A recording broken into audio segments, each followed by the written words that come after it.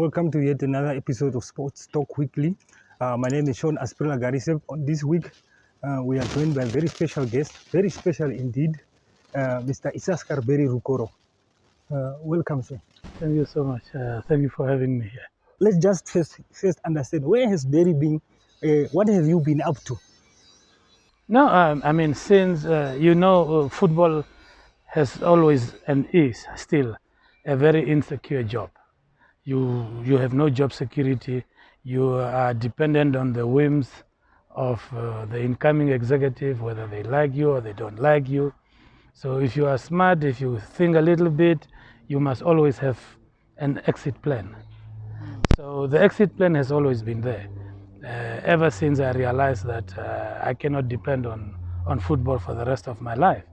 So for me, it was a seamless transition from football into farming. And farming has always been part of my family. We always had cattle, doing cattle all the time. I think the only other thing that I really added to my farming arrangement was planting, agronomy, the agronomy part of it. So before we delve into your personal life, let's just understand, who is Barry Rukoro in the greater scheme of football? Barry Rukoro was this young boy born in Ochivarongo, grew up in Ochivarongo, went to Goas.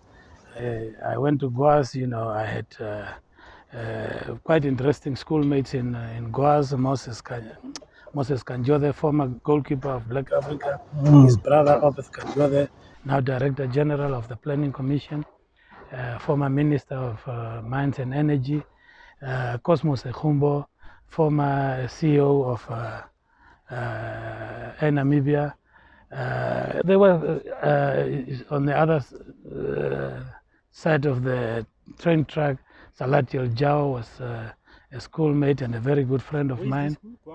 Goas is a few kilometers off the beaten track in the Gariseb area. Oh, okay. Between Gariseb, Oshimbingwe, that area. So it is a farm school, very interesting school. It was a boys' school, a Roman Catholic boys' school. So we had some interesting time there. And I think that's where my football was actually formed. And where I played football, my uncle was a teacher there. And you remember we used to have 4 breaks during the year, and 2 of the breaks were very, very short. So sometimes my uncle will choose to stay there. And Max Johnson, later national team coach and former Southwest Africa national team player at the time, was also at Goas because the headmaster was married to his sister, and he was always there.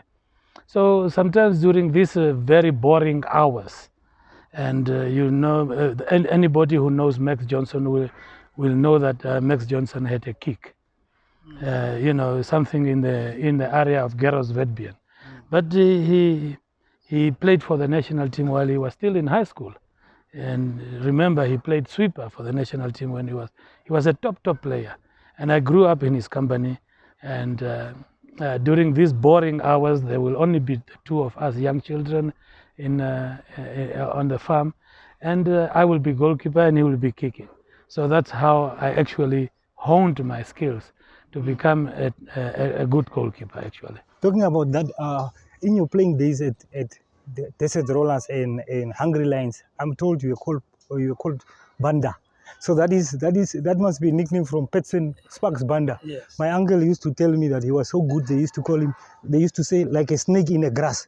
Those times when they used to come at the now Semnioma Stadium. How did that nickname come about? Of course, it was really quite funny, because I was a Kaizer Chiefs supporter, or I'm still a Kaizer Chiefs supporter. And the funny part of it that was I was named after an Orlando Pirates goalkeeper, and he was quite a character, and he was master of his box. Strikers did not go about taking chances in his box. So for me, it was a comfortable name. or nickname to carry. Obviously, your football times have many stories, but also just your transition from playing football to administration. That must be some feat. Oh yes. When I went to Desert Rollers and I was getting into my late 20s, I was also asked to represent the team on the regional executive. So I became secretary of the then Omaheke Football League.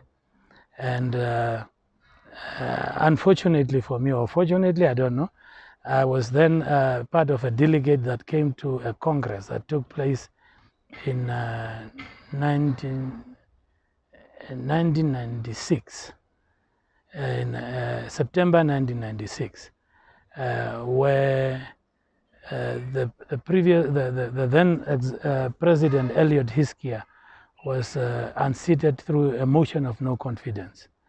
And as a result, because I was there, I was the delegate, I was also elected to the interim committee under IMS Namasep at the time. And of course, from there it led to a congress in Omaruru, where a substantive executive committee was elected. And in between the two congresses, I have quite acquainted myself very well in managing the NFA competitions. So as a result, I was asked not to stand for an elected position, but to be appointed as a head of competitions at the NFA. So I agreed, and I was then appointed as the head of competitions. Eliphas Chipanga was then Secretary General, and I worked with him at the Old Nictus building at the time.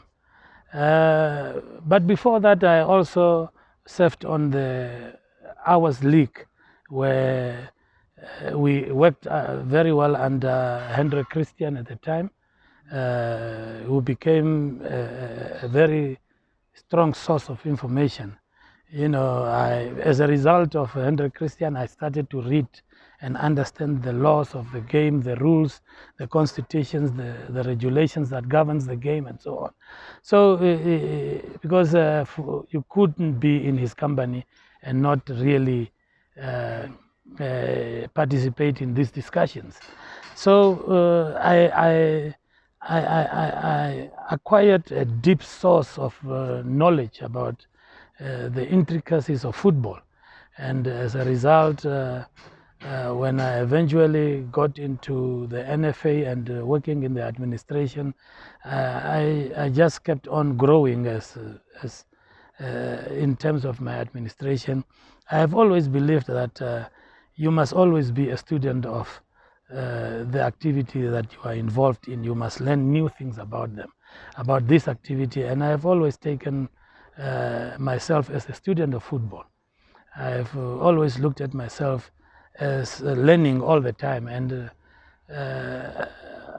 of course, when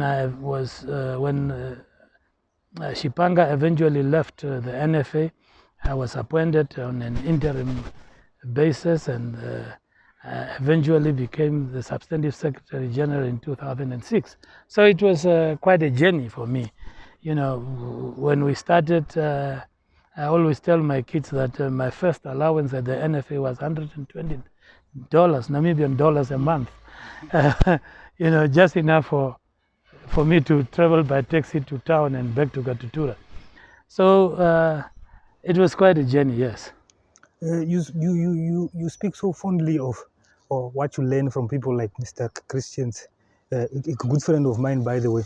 But you have also served under various presidents as an NFA SG, and I've heard you being questioned in the past about why there's always a rift between a sitting president and the SG, and you said no, that is not the case.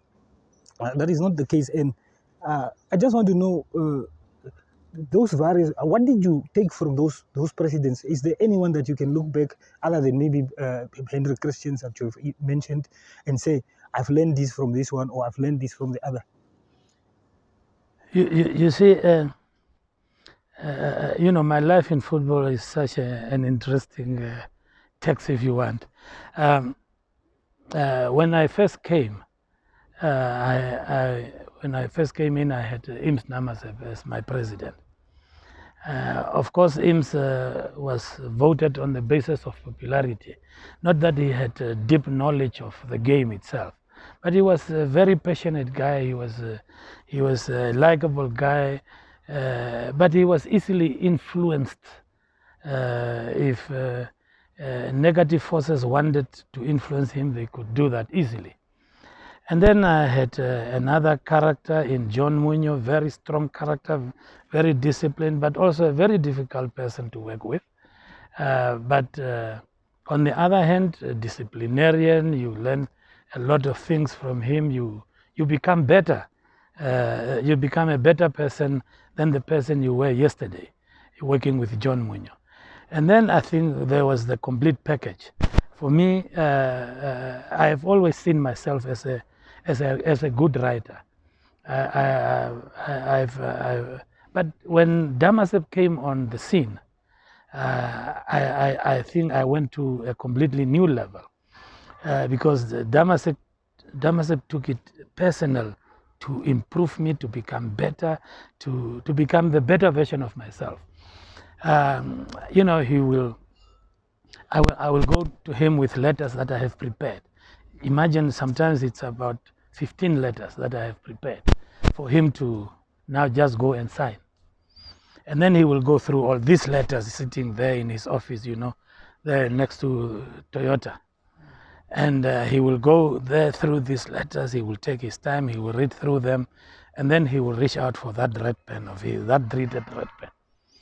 And then when he gives me this letter, they will all be red, completely red. And then he will go and he will just throw the file back to me and say, go and make those corrections and come back. And then I must go back and do those corrections and come back. And that has really helped me. You know, what I have learned from that man in terms of writing, in terms of working hard, waking up in the morning, 5 o'clock in the morning, some of the things that I teach and transfer to my children today. Being early, being on time, making sure that things are in place are just out of this world. And I cannot thank him enough.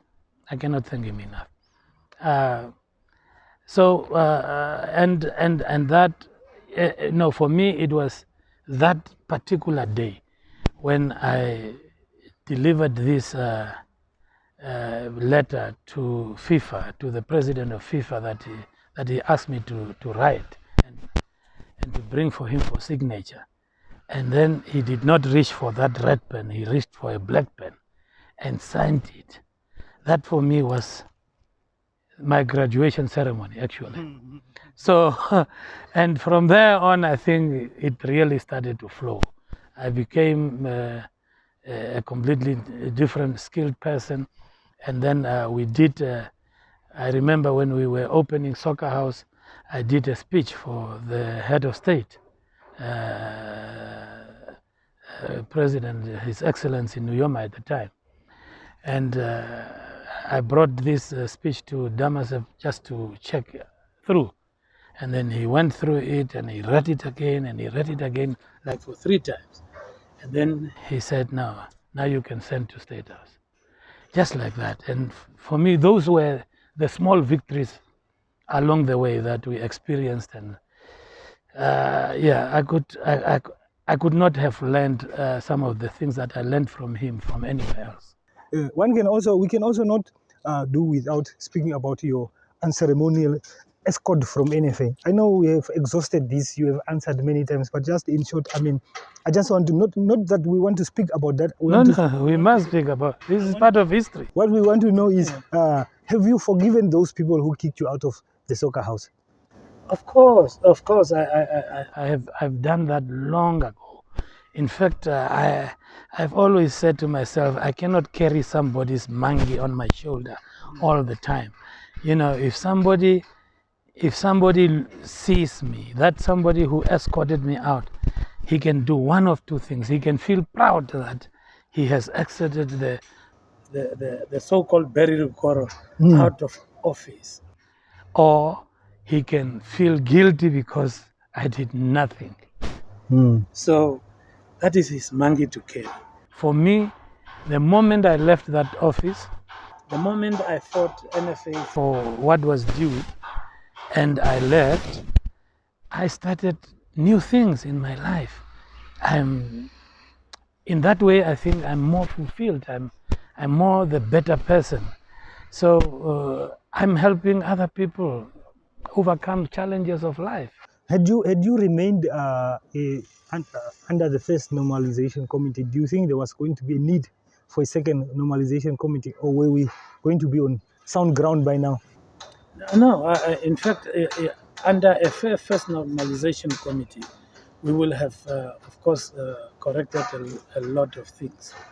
We will have avoided the scenario that now exists in Namibian football.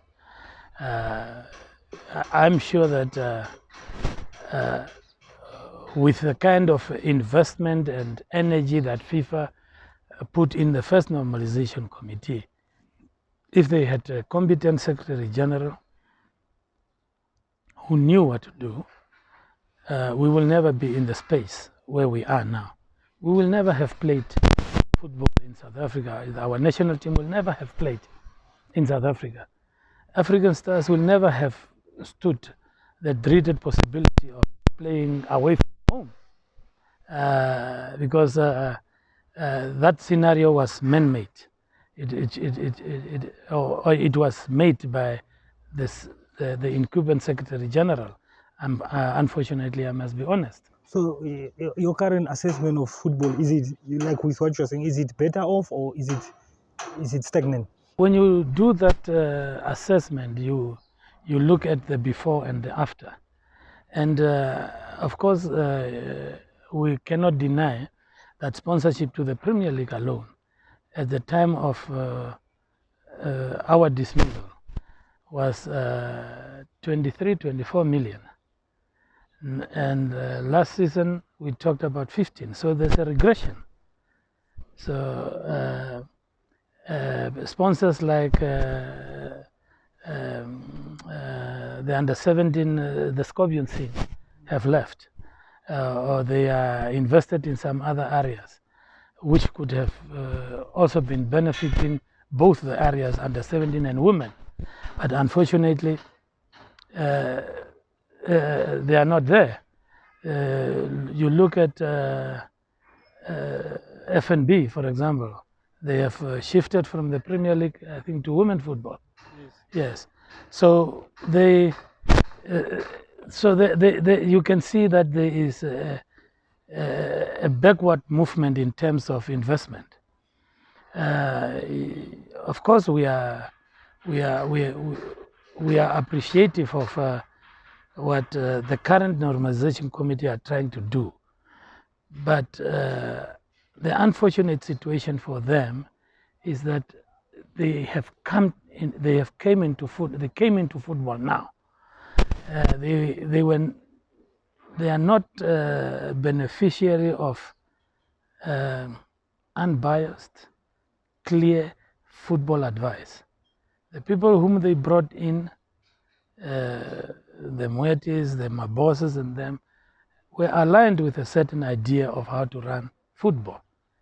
And the unfortunate situation is that we are seeing now in commerce, where it is very clear that the first leg contribution, the NFA contribution first leg, have been abused by people. But because these people are friends, they are not being persecuted. If it was any other person, the people running the commerce second division now will be in jail or somewhere else. But unfortunately, they are not, because they are friends with the current so-called bosses of football. There were similar allegations against you in the past in your sitting, but until now we heard them in media, but we have not heard anything further from ACC or anything resurfacing pertaining to those allegations. Why is that so? Football is a very emotional game. Unfortunately, I've never been asked by ACC under any circumstances. I have only been told that ACC was in my office. They demanded these documents. Documents were given to them. They left. They came back. They collected more documents. And it's about 5 years now since.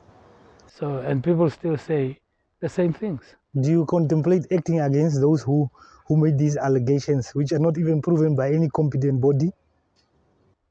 I don't know whether it is worth it, because the people who says that publicly and sometimes to my face, they don't have anything to sue them for. So how do I then sue a person who I know? I will spend money, 100,000 to sue him, and then get nothing in return, because he cannot even afford to do that. I know you are busy with. I saw you are busy with. I don't know in to the extent of in what capacities, but you are busy with desert rollers in Omaheke. Do you have any ambitions of coming back as a chairman of a region or an NFA executive committee member in any form? No, I think the desert rollers project that we are trying to do will consume all my energy, because you know I'm getting old now. Yeah. I'm getting old now, and what I'm trying to do there is just for the community of Bababes, to give them something that they will be proud of, and that they can always refer to when they think about me. And we have now acquired land through the municipality, and we are now trying to develop that land, put up a facility that in future will take pressure away from the Lekare Stadium, and so that we have a few more facilities that can be used in the town, both for the senior team and the youth teams and so on. That's the direction that we want to move in. We want to make sure that one day, if the team comes back to the Premier League, it is a self-sustaining team, a team that does not solely rely on sponsorship. That is so good. And talking about desert rollers, I think is it 96 or 7 that they were relegated? Yes. Yeah, since they were relegated, I remember I spoke to when my team Black Africa was relegated. I spoke to Crooks. He was saying when Desert went, they never came back. This is common among many teams that get relegated. You start with Desert Rollers, Robert Chantis, Chief Santos is struggling, Oshakati City, they never come back. Last season when Black Africa was relegated, some of the executive members of the team were relying on relegation promotion guidelines that were set by you. In your honest view, did they have a point? Did they have a point, or what aspect is it that they were confident in? If you look at it from far, even during the relegation of or the potential relegation of Young African, Civics, and Orlando Pirates, yes. The clauses on which they relied were abused. Actually, they abused the regulations, and they were fortunate in that the sitting executive committee was replaced by the Normalisation committee under the leadership of Hilda, who were in cahoots with them. So, because the regulations are very clear in that they say, if you end in position 16, 15, and 14, you are relegated. So, and for any other thing that may come up, and for which these regulations does not provide, the executive committee may take a decision, and their decision is final. Now, you must separate the two. You are relegated if you end 3 or at the bottom. That is finished. The regulations provide for that. So if the first division did not play a league, it is for the executive to take a decision on how they deal with that. So they just abused it. So because they mixed the two, so they just abused the regulations, and they came away with that. And the unfortunate and the most painful part is that those who supported are now relegated.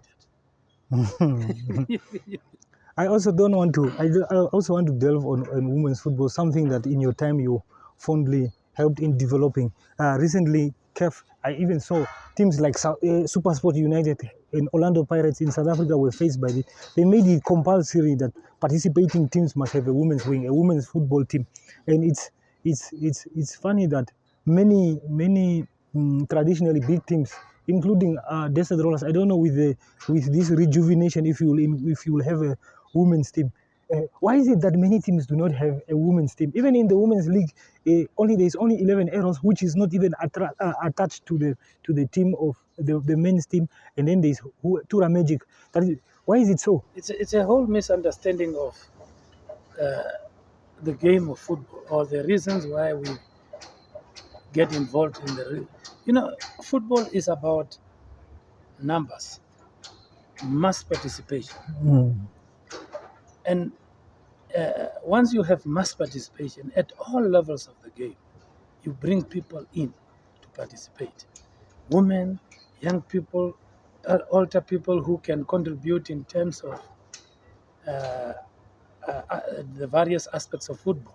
Maybe doctors, nurses, who can provide medical assistance to the club on a voluntary basis because they are members. People who have accounting skills who can help with the books of the clubs. You must bring as many people as possible. Now, women, being the larger part of our community and of our population, are so important. Why are they important? One, because of the numbers they bring to the game. Two, because men follow women. It's true. Three, because in most households, women run the budgets. So if you want to have access to the funds of the family, you must have access to the women. If you want men coming in big numbers to the stadiums to put bums on the seats, you need to bring a lot of women to the stadiums. And it's just logical. And unfortunately, people does not think along those lines. And of course, most importantly, when your women population gets involved in the club, the children, both the girls and the boys get involved, and as a result, they start participating, both physically and in other aspects of the club. So it's women football is such an important aspect, and for us, we had a selfish interest in pushing women football. One, because we knew that for Namibia to be put on the map as an upcoming football nation, you had to compete against the Nigerias, the Cameroons, the Ivory Coast, the Senegals, the South Africas of this continent. But if you move strongly into the women's space, you don't have the same competition. Or at least not the same number of competition or the amount of competition. And as a result, that led to us hosting the African Women Championship in 2014. Because not many other countries on the continent were willing to host that competition. So competition was not as tense in that space. So, and as a result, just imagine if we won that match against Ivory Coast, we will have been in the semi-finals of that competition that we hosted. And by virtue of that, we will have been to the World Cup. World Cup, yes. So if you want to participate in a World Cup, in a FIFA World Cup, now you must push your women football. Because if you participate at that level, there's a lot of resources coming into the association. And then that money can be reinvested into the youth development, both women and girls. And in that way, you can push even your men's national team to because of the resources. You can push them, and you may qualify to the FIFA World Cup. And it is not funny that the FIFA World Cup, the countries that qualify to the World Cup are almost the same countries. It's only a handful of countries that have won the FIFA World Cup.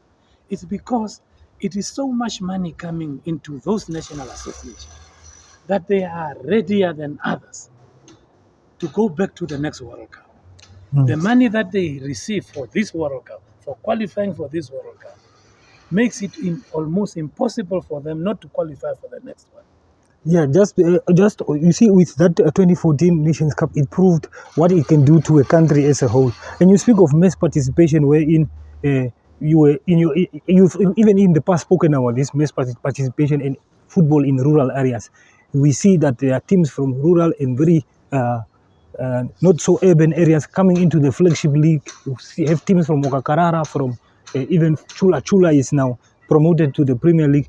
This speaks to one thing, and it is the same question: facilities at those at those towns where this Premier League must be played. So, in context of that, I just want to ask you your honest opinion on our 11th hour withdrawal from the Bona bid. Infrastructure is one of it. Just in short, what is your honest opinion? We see Botswana on their own. They are now talking of building 4 stadiums. No, you see, Shaun, when this so-called participation first happened, when it was announced, I made this statement that it is not going to happen. I was very confident that it was not going to happen. One, because you must choose your fights. Because you must not fight a fight that you know you are not going to win. You are going into a bidding process with Senegal, Ivory Coast, Zambia is also there. Zambia, and you have some East African countries. Now you look at who are the people leading those national associations. Some of them serve on the CAF Executive Committee, which takes the decision how to award, to whom to award a particular competition. And now you say you are going to compete against that person. Just imagine me and you sitting on the same executive committee. We are friends. We work together all the time. We call each other. We speak to each other all the time. And now I'm excused from this because the decision has to be taken. You are left in that building to take that decision on my behalf. How do you think that will evolve? Namibia has no chance. Namibia has no chance because you have nobody sitting on the table representing you. In fact, you have no friends. So that is why it was when I was in football. For me, it was a job to make friends. I could speak freely to Seb Blatter, to Bin Hammam. I could speak to all the presidents of all the national associations around the country. I will text them to say, hello, how are you, how's the family, all the time. Just to make sure that one day when I need them, when Namibia needs them, as we did, when all these pilot projects were launched here in this country, was not because people loved Namibia, no. It's because you speak to the people who take decisions on a daily basis. You speak to them on a daily basis.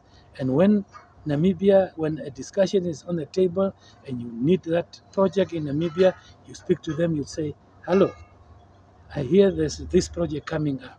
I know that you are going to a meeting tomorrow. And please put Namibia's name forward. We are ready to push this new pilot project on behalf of FIFA. That's why we did so many pilot projects in this country. On women football, on youth football, FIFA for health, and so many projects that we did in this country. And even the goal project, when we laid artificial turf at Semiyoma, when we laid artificial turf next to Soccer House and all this, was because of the kind of relationship that you must service all the time. Now, unfortunately, we did not have that in the NFA at the time that we bid. Secondly, we did not have the facilities and the economic. You don't need to be a mathematician to understand that the economic situation in the country at the moment does not allow for us to invest over $1 billion into infrastructure development, not at the time. Secondly, the politicians in Namibia have never shown the political will to invest in football in the manner that was required to host an African Cup of Nations. Look at the stadium in Enana, which has dressing room standing there for over 10 years without a football pitch next to it. They have already started to renovate that facility without Enana Hongwena, one of the two, without it having been used in any form or manner. So those are the kind of things that, of course, and I think in conclusion of that particular aspect, it's a shame. It's a shame because the cabinet was supposed to have been advised better, because it's a shame for Namibia to then withdraw from hosting, from co-hosting a competition, now to be hosted maybe potentially by Botswana, a country of similar size, population, maybe even the economy and so on. It's a shame for us to be able to have exposed ourselves to this kind of embarrassment only because cabinet has not been properly briefed. I wish I could speak to Barry the whole day because there's so much that me and this gentleman share. Firstly, there's something that I deliberately stayed away from. That was the fact that Manchester United got whipped 7-0 by Liverpool. Because every time we beat this team, he always reminds me about what Liverpool is premised on. So next time, I promise we delve into that. We'll speak about his love for horse racing. Not horse racing per se, but for horses, because I hear he has a secret love for horses. We'll delve into that, and as well as Komasam. Is this butter that you cook? I see he's trading in that. Maybe he'll bring us some the next time we sit. We'll go to Omaheke and then we'll see. Mr. Barry, I thank you very much for coming. And here at Sports Talk, we cannot thank you enough. I'm of the opinion that people like you, a real fountain of wisdom, we cannot just live while there's so much knowledge that is in our midst. I believe that we should learn from people like you all the time. As young people, if we don't have these kinds of interviews, the next generation will not know. They just get to a twisted narrative that is told to them that this was the person. So I thought, let's have you, let you speak, and then we can use this. Thank you very much. No, there's one thing that you may have left. Is the issue of our teams now, our national teams now playing in South Africa. Yes. Because, these facilities have not changed from my time. They are the same facility. These inspections have been taking place all these years. When you are in a situation such as we are in, you must be handsome. A FIFA inspector or a CAF inspector comes to this country. You can't send Kapepe. You understand? You can't send Kapepe to collect this very important guest coming to inspect facilities that you know have defects, and you leave him there. You as Secretary General, you never took the time to meet this person, to escort him, so that he can. And the guy makes an attempt to say, can I meet the Secretary General? And the Secretary General denies him that opportunity. And as a result, he writes a report as and how he wants. And then now we have this facility. We have this problem of our country. This is a Cosmos mate, I want to say. This is Cosmos mate. If Cosmos took his bum off the seat and went to the airport to collect this guy, toured him through the stadiums, we will never have had this situation, because that person will have done this report in the presence of the secretary. He will have demanded some commitments. Will you correct this? Will you correct this? And if those commitments are given, he will have written a positive report, and Namibia will have played at home. So this all comes from jumping into the swimming pool without knowing what to do. Thank you so much.